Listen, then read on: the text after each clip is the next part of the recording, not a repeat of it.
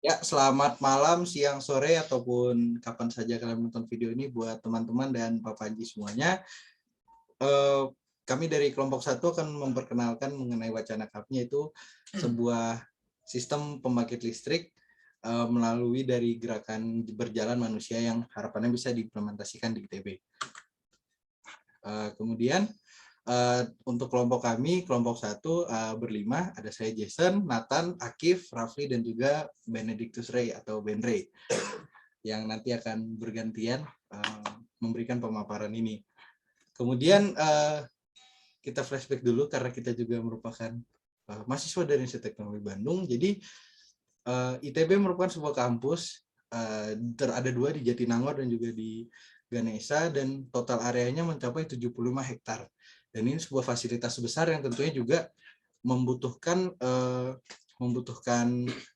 daya listrik yang cukup tinggi. Namun sayangnya, atau bukan sayangnya, keadaannya sekarang hampir seluruh electric power atau suplai tenaga listrik kita masih dihadirkan atau disuplai oleh PLN. Dan bukan rahasia umum lagi, sebagian besar pembangkit listrik di Indonesia masih berbahan baku batu bara, dan ini menghasilkan energi atau polusi yang cukup tinggi. Namun memang di satu sisi ini merupakan sumber energi yang cukup simpel dan murah, sehingga menjadi alternatif utama untuk kasarnya negara berkembang seperti Indonesia. Kemudian, namun sayangnya di saat ITB juga merupakan salah satu pemakai energi yang cukup besar relatif di Bandung, di saat yang bersamaan pemakaian energi tersebut menghasilkan banyak sekali emisi. Dan hal ini tentunya bisa di point out dari Undang-Undang Nomor 12 Tahun 2012 tentang perguruan tinggi, dan kita bisa melihat di sini tujuannya seperti yang ada di PPT. Untuk poin C dan D, yaitu bagaimana penelitian ini seharusnya menerapkan nilai humaniora, bermanfaat bagi bangsa serta peradaban manusia, serta juga memajukan kesejahteraan umum. Idealnya sebuah penelitian nih, tapi di situ cukup berkontradiksi, di mana kita dalam melaksanakan kegiatan-kegiatan penelitian tadi tentunya, dan juga pendidikan sekilas akademika, kita tidak belum maksimal kesannya untuk menerapkan pengurangan emisi. Oke, dilanjut kepada teman saya. Oke, terima kasih untuk saudara Kecon. Mungkin sebelum kita membahas lebih jauh mengenai apa itu renewable energy yang mungkin sekarang sedang marak-maraknya, kita harus meninjau apa itu yang disebut dengan energi. Energi itu adalah kemampuan atau kapasitas untuk melakukan kerja atau usaha, atau dalam bahasa Inggris the ability to do work. Ya, di sini ada 3 definisi dasar apa itu bedanya energi, kerja, dan juga power atau tenaga, yang pada akhirnya power itu suatu hal yang bisa diartikan sebagai rate atau seberapa banyak energi yang bisa ditransfer dalam suatu unit waktu tertentu, yang dalam fisika itu unitnya watt.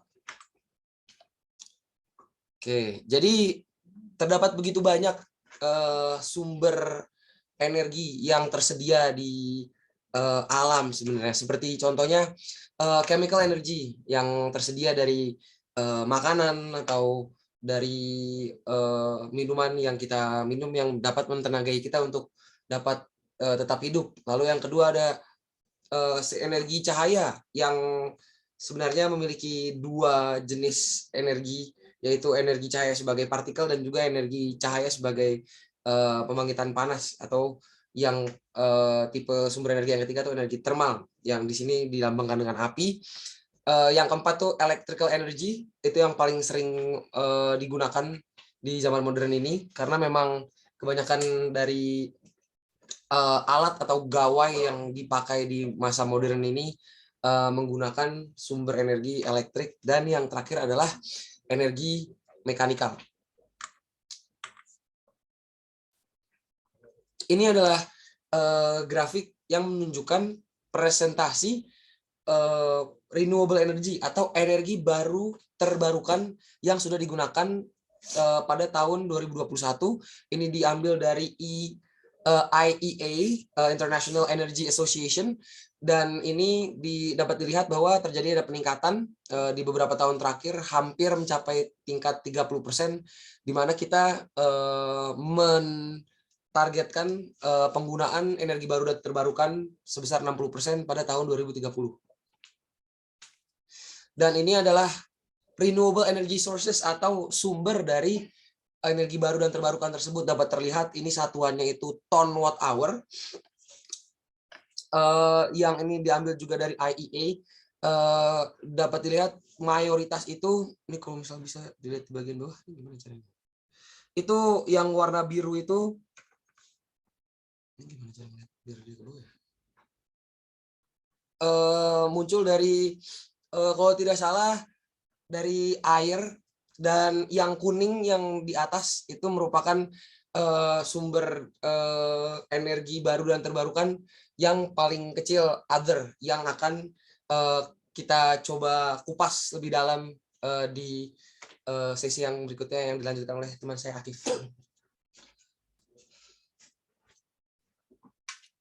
Ya, terima kasih BNP sudah mengeluarkan. Selanjutnya saya akan melanjutkan. Jadi sesuai dengan yang dijelaskan oleh BNP, dari sumber energi ini yang pada tahun 2030 itu pangsa atau proporsi yang paling kecil itu adalah sumber energi lainnya, sumber energi lain-lain. Nah, sumber energi lain-lain itu apa saja? Nah, itu akan saya jelaskan berikutnya.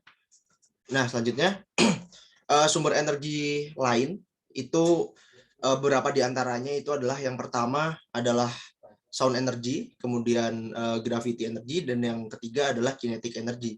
Tapi pada pemaparan kali ini akan lebih kami tekankan pada kinetic energy, di mana kinetic energy ini sudah diimplementasikan pada beberapa pengaplikasian, yang salah satunya yang paling umum digunakan atau yang paling populer diimplementasikan itu pada pusat kebugaran atau gym. Nah, kemudian selanjutnya untuk manusia sendiri, secara faktanya bahwa aktivitas dinamis yang paling umum dilakukan oleh manusia itu adalah berjalan. Nah, kemudian manusia sendiri itu rata-rata manusia dapat berjalan sekitar 10.000 langkah rata-rata per harinya. Sedangkan manusia di dunia ini yang dapat berjalan, mampu untuk berjalan itu berjumlah lebih dari 7,5 miliar manusia. Nah, ketika manusia berjalan, itu tentunya ada tekanan yang dihasilkan dari setiap langkah dari manusia, pergerakan jalan manusia. Nah, tekanan yang dihasilkan dari setiap langkah gerakan berjalan manusia, setiap langkahnya itu menghasilkan tekanan sekitar 2-4 PSI atau pound per square inch. Nah, kemudian kegiatan berjalan ini merupakan suatu sustainable traveling method atau metode traveling yang sustain atau berkelanjutan. Nah, kemudian selanjutnya akan dilanjutkan oleh teman saya, Rafli. Ya, berikutnya kita akan menerapkan teknologi yang sudah dibahas oleh teman-teman saya sebelumnya. Yang pertama, tempat-tempat yang cocok untuk diaplikasikan teknologi tersebut. Yang pertama adalah Teras FTMD. Teras FTMD merupakan proyek yang sedang berjalan di FTMD ITB yang berfokus kepada membangun tempat yang proper untuk semua orang, termasuk dosen dan sivitas akademika di FTMD, untuk belajar dan bekerja di tempat tersebut. Kemudian di Boulevard ITB. Boulevard ITB itu merupakan jalan utama yang paling besar di ITB, di mana ribuan orang, mahasiswa maupun staf maupun dosen akan berjalan dari gerbang utama menuju tempatnya masing-masing. Nah, di kedua tempat ini rencananya akan kita tempatkan rancangan teknologi kita tadi. Oke. Selanjutnya, bagaimana cara kita memanfaatkan energi tersebut? Jadi, untuk memanfaatkan energi dari langkah-langkah itu, yang pertama ada power generating issue, yaitu kita dapat membuat suatu pembangkit listrik portable yang ditempatkan di alas kaki kita. Kemudian, opsi yang kedua merupakan walkway, yaitu pedestrian walkway yang akan menggenerate electricity dari piezoelectric. Jadi ketika orang meminjakan kakinya pada elemen tersebut, itu akan mentransmisikan elektrik dan akan menggenerate energi listrik. Nah, kemudian opsi ketiga ada treadmills dan static bikes.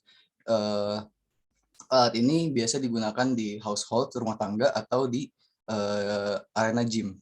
Karena alat ini menggunakan energi manusia ketika beraktivitas berat tersebut dan dirubah menjadi energi listrik. Cuman karena pengaplikasiannya pada ranah olahraga, maka pada saat ini masih pada umumnya ditempatkan pada gym atau rumah tangga. Kemudian, menurut kami, penerapan yang paling cocok untuk kasus ini yaitu power generating pedestrian walkways. Karena yang pertama, ribuan dari mahasiswa ITB dan dosen-dosen ITB melakukan perjalanan pada lingkungan ITB setiap harinya.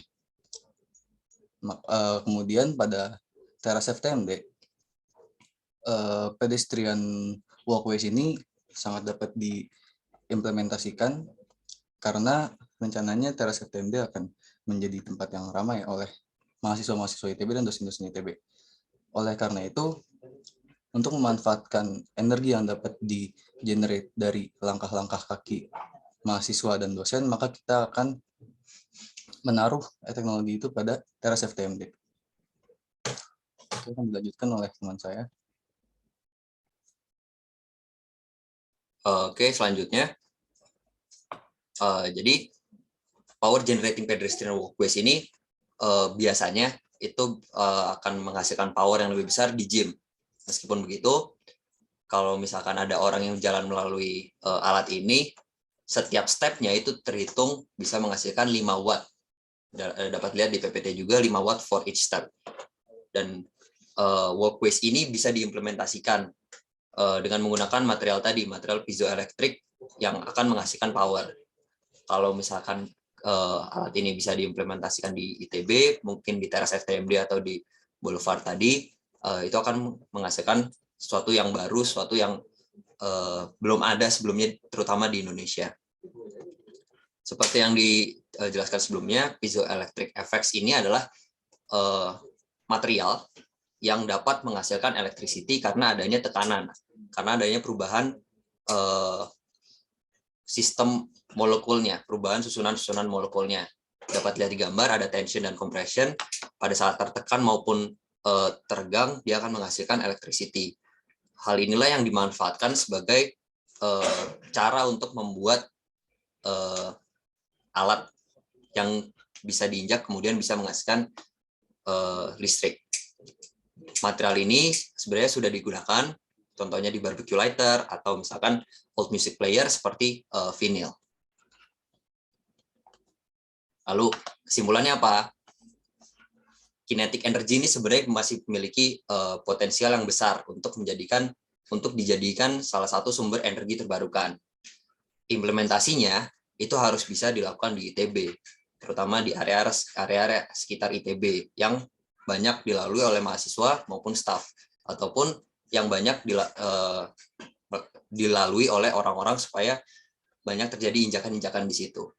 Kenapa ITB harus melakukan ini? Sesimpel ITB harus bisa menjadi pionir teknologi universitas di Indonesia, karena teknologi ini masih belum ada, sehingga diharapkan kalau misalkan ITB bisa menjadi pionir, otomatis kampus-kampus lain juga akan bisa mengikuti jejak ITB dan ITB akan menjadi kampus yang teknologi sesungguhnya. Sekian presentasi dari kami. Jika ada kesalahan kami mohon maaf. Jika ada saran, kritik, ataupun pertanyaan silakan tampilkan di komentar di bawah. Terima kasih.